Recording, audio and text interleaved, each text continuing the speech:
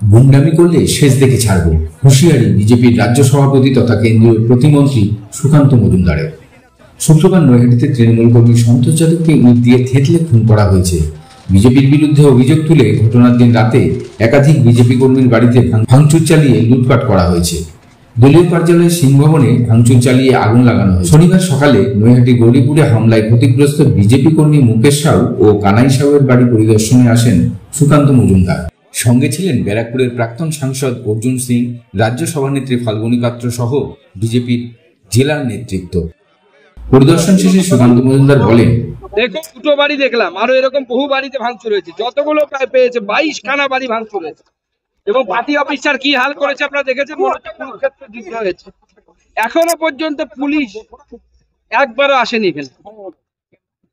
আজকে সুকান্ত মজুমদার এসে সাথে পুলিশ এসছে, কিন্তু পুলিশ এই যে ঘটনা ঘটেছে এর এনকোয়ারি করার জন্য এখনো পর্যন্ত একবারও আসেনি।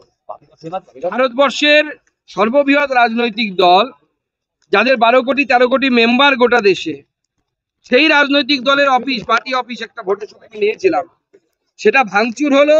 এবং পশ্চিমবঙ্গের হোম মিনিস্টার মাননীয় মুখ্যমন্ত্রী অপদার্থ মমতা বন্দ্যোপাধ্যায়, তিনি তার চেয়ারে বসে আছেন, কিন্তু এখনো তার পুলিশ একবার এসে দেখে পর্যন্ত যায়নি কি হয়েছে। কোথায় জনরোষ? এটা ভাড়া করা রোষ, এবং সব হচ্ছে নয়াবাজার পার্টি। দেখুন, এই ঘটনায় আপনারা দেখেছেন পুরো সিসিটিভি ফুটে যাচ্ছে। সিপি মানে প্রাক্তন সিপি যিনি হয়েছে, সত্যি কথা বলার জন্য, রাজরিয়া সাহেব, তিনি বলেছেন যে এটা ব্যক্তিগত রেশারেশি, তার ফল। কারণ যে খুন হয়েছে সে 21 সালে গুলি চালিয়েছিল, এর উপর কোনো পলিটিক্যাল লড়াই নেই। আপনি আমার উপর গুলি চালালে আপনাকে তো গুলি খেতেই হবে, আজ না হয় কাল, এটাই নিয়ম পৃথিবীর। সমান এবং সমান বিপরীত প্রতিক্রিয়া হবে। আজকে সেই ঘটনাকে কেন্দ্র করে যেভাবে বিজেপির পার্টি অফিস, বিজেপির এবং ভাড়া করা গুন্ডা নিয়ে শুধু ভাঙচুর করা নয়, যে বাড়িগুলো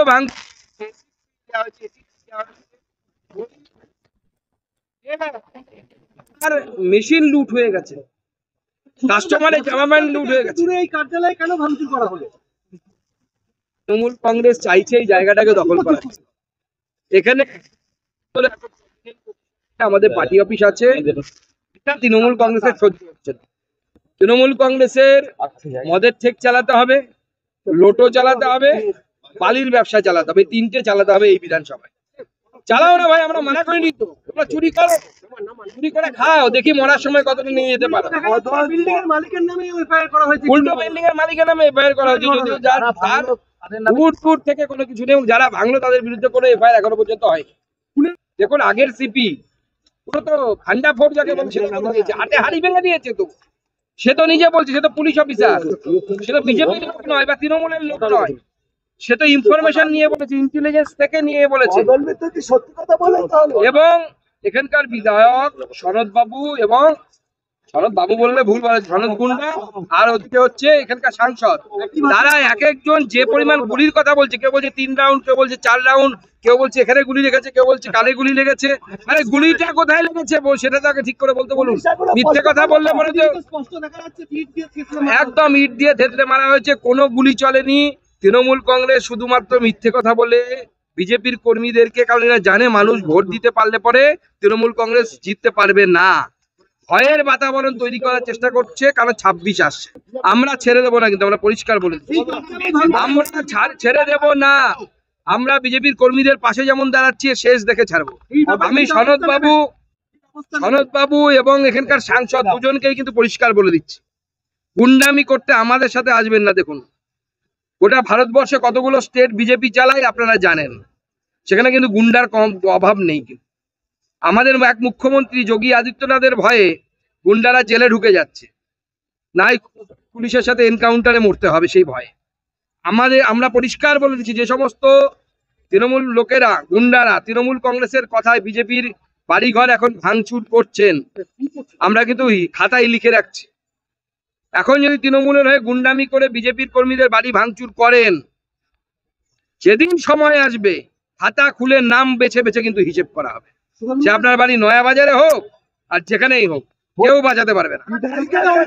মানুষের মধ্যে যদি ভয় না থাকে, মানুষ যদি বেরিয়ে এসে ভোট দেয়, তাহলে পরে তৃণমূল কংগ্রেস নামক দলটার অস্তিত্ব থাকবে না। আরে ভোট তো দূরের কথা, পুলিশ সরিয়ে নিন না। আমি বলছি সনদ গুন্ডা, কত বড় গুন্ডা, বাড়ি থেকে যদি বেরোতে পারে, পুলিশ প্রোটেকশন ছাড়া বেরোতে বলুন, আর পুলিশ চুপ করে থাকবে, নিরপেক্ষ থাকবে। দুদিনের জন্য নিরপেক্ষ করে দিন। সনদ বাবু শুধু নয়, এখানকার সাংসদ বাড়ি থেকে বেরোতে পারবে না, হিসি করে দেবে প্যান্টে। গুন্ডারাজ খতম করবে তিনি, তো ভোটে যখন যাকে নৈহাটিতে যাকে দাঁড় করিয়েছে সে তো সব থেকে বড় গুন্ডা। আর 4 মাসের মধ্যে 5খানা খুন হলো। কি গুন্ডারাজ করছেন? সাংসদেও তো যান না, ওনাকে তো সাংসদে দেখা যায় না। এই সিপির প্রতি আমাদের আগেও আস্থা ছিল না, এখনো আস্থা নেই। উনি যদি আস্থা রাখার মতো কিছু করেন, এসে যদি দেখে যান বিজেপি অফিসটা, বা ওনার পুলিশ এসে যদি দেখে যায় যে বিজেপি কর্মীর বাড়ি ভাঙচুর হয়েছে, তার এফআইআর হয়েছে, সেখানে যদি পুলিশ যায় তদন্ত করে অপরাধীদেরকে 5 জন অপরাধীকেও যদি অ্যারেস্ট করে, তাহলে আমরা ভাববো যে পুলিশ নিরপেক্ষ ভূমিকা পালন। কেন আস্থা নেই আপনি এই সিপির উপর, কেন আস্থা? দেখুন, এর আগেও আমরা দেখেছি তো এই সিপি এখানে কাজ করে গেছে। তো আমাদের তৎকালীন সাংসদ অর্জুন সিং এর পেছনে লেগে সে তো অর্জুন সিংকে খুন করার পরিকল্পনা করেছে, ইউপি থেকে গুন্ডা নিয়ে এসেছিল। এবং আমরা এখন একটা ইনপুট পাচ্ছি যে এই সিপিকে পাঠানো হয়েছে মমতা বন্দ্যোপাধ্যায়ের তরফে আমাদের পার্টির একজন খুব অ্যাক্টিভ কর্মী প্রিয়াঙ্গু পান্ডে, তাকে মার্ডার করার পরিকল্পনা চলছে। আমি আগেই বলে দিলাম আপনাকে, প্রিয়াঙ্গু পান্ডেকে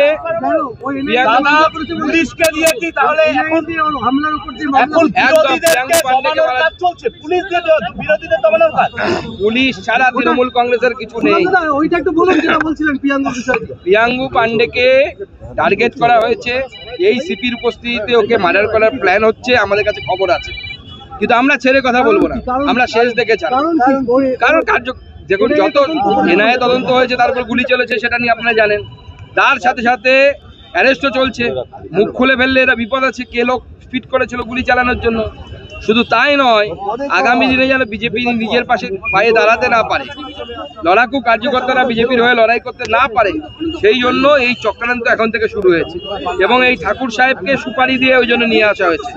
কিন্তু যদি এই ধরনের ভাড়া করা খুনি দিয়ে এই খুনোখুনির রাজনীতি যদি করতে চায়, তাহলে বিজেপি কিন্তু এরপরে দেখে নেবে, হিসাব বুঝে নেবে।